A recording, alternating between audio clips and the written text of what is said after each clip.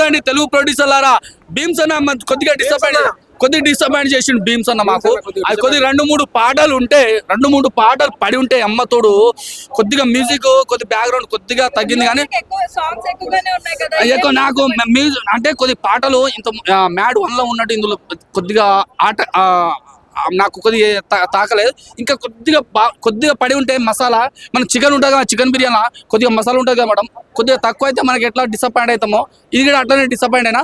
టోటల్గా 3.5 అని ఒక హిట్ మేడం సినిమా. అమ్మతోడు చెప్తున్నా, నవ్వి మీరు చూడాలి మీరు సినిమాలు. మీ ఏంది రాజ్ న్యూస్, నా ఛానల్ పేరే ఉంది కదా, రాజ్ న్యూస్ ఉంది కదా, అమ్మతోడు చెప్తున్నా చూడాలి మేడం. మీరు వచ్చి మీరు అసలైన ఈ సినిమాలు హిట్ కావాలా పట్టు కావాలని అసలైనది ఎవరంటే దేవుళ్ళు ఎవరంటే మీరందరూ కెమెరామ్యాన్లు. ఇగో మీ ఛానల్స్ అమ్మతోడు చెప్తున్నా, మీరు సంతోషంగా ఉండాలి.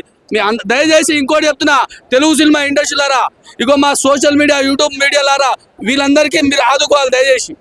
నిజంగా జై హింద్, జై పిఎస్పీకే. ఎంత పెద్ద సినిమాలైనా కూడా మంచి కలెక్షన్ కొట్టే లోపల పైరసీ భూతంలో వచ్చేసి ఇట్లాంటి లంగా కొడుకులకు ఇక అట్లాంటి లంగా కొడుకులు లాగిప్పి తనాలి కొడుకులకు. నిజంగా చెప్తా అన్న, పెద్ద గుద్దబల్చుల దగ్గర చేసుకోరన్నా. ఇంకో మ్యాడ్ లాంటి చిన్న సినిమాలను ఆదుకోడన్నా. ఎందుకంటే వాళ్ళ పాపం ఒకడు క్రౌడ్ ఫండింగ్ ఇప్పుడు మ్యాడ్ లాంటి సినిమాలో 10 మంది ప్రొడ్యూసర్లు ఉంటారు. వాళ్ళ పిల్లలు బాగుపడాలంటే దయచేసి పైరసీ జోలికి పోకండి. ఎందుకంటే పైరసీ ఉన్న బ్రదర్ మనం జెన్యూన్ ప్రేక్షకులు థియేటర్లో వచ్చి చూడాలనుకునే వాడు 100% చూస్తాడు. ఇప్పుడు లంచ పెళ్ళమే ఉంచుకునే పెళ్ళం లాగానే ఇది ఒకసారి మీరు రివ్యూ ఇచ్చినాక గంట సేపట్లో ఇప్పుడు మూవీ రిలీజ్ లో మూవీ వచ్చేసింది. అప్పుడే వచ్చేసింది. నేను వాసన అమ్ముతున్నా. ఇప్పుడు మనము లాగు తీసి తన్నాలి కొడుకులకు అని చెప్తున్నా బరాబర్. ఇప్పుడు చెప్తున్నాడు పైరేజీ చూసే వాళ్ళందరూ లంచ పెళ్ళాలన్నమాట. బరాబర్ చెప్తున్నా. ఇది మీరు నిజంగా యూట్యూబర్ నిజంగా చెప్తున్నా. లంచ ఏమంటారు దాన్ని, వేష్యాలు పని చేస్తారు చూడు, ఆ కొజ్జలు చేస్తారు, సారీ వాళ్ళకి మళ్ళీ నాకు ట్రోల్ చేయగల ఏమంటారు హిజ్రాలు చేస్తారు కొందరు, వాళ్ళు డైరెక్ట్ గా ఓఆర్ఆర్ పక్కన ఆ పని చేసేవాళ్ళు అంటే పైరసీ చేస్తారు.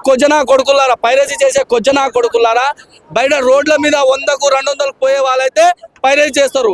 నిజమైన మొగోళ్ళు అయితే థియేటర్కి వస్తారు. దయచేసి మీకు పెద్ద సినిమాలు చేసుకోరు, వాళ్ళ కుదవలో పైసలు ఉంటుంది. మ్యాడ్ లాంటి సినిమా, కోట్ లాంటి సినిమా నాని పైరసీ చేయకండి భయ్యా.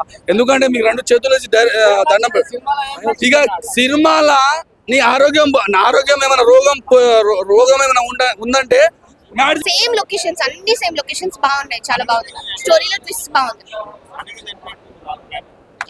హీరో లెవెల్ కన్నా అతని ఎంట్రీ ఎక్కువ బాగా నచ్చింది. BGM and all. నాకు ఎస్ఆర్ కళ్యాణ మండపం హీరోయిన్ కూడా నచ్చింది అనమాట మూవీలో. సో అసలు స్టోరీ లేనప్పుడు కామెడీ ఉండాలి కదా, తప్పకుండా. సో కామెడీ పెట్టారు, చాలా బాగుంది. స్టోరీ ఉంది but mainly it's focusing on comedy. So plot కన్నా కామెడీ వల్ల వెళ్తే ఎంజాయ్ చేయొచ్చు మీరు అంతే.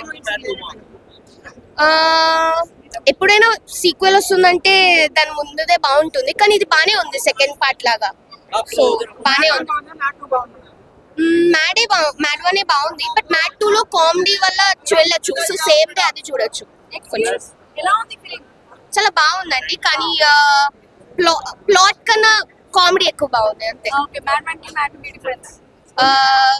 మ్యాడ్ 1 లో మన క్యారెక్టర్స్ తెలియదు కాబట్టి మెల్లగా ఇంట్రొడ్యూస్ చేస్తారు. మ్యాడ్ 2 లో వాళ్ళు వచ్చిన ప్రతిసారి వదులుతాం అంతే. చెప్పకూడదు కదండి, మీరు వచ్చి చూస్తేనే కదా అర్థమయ్యేది.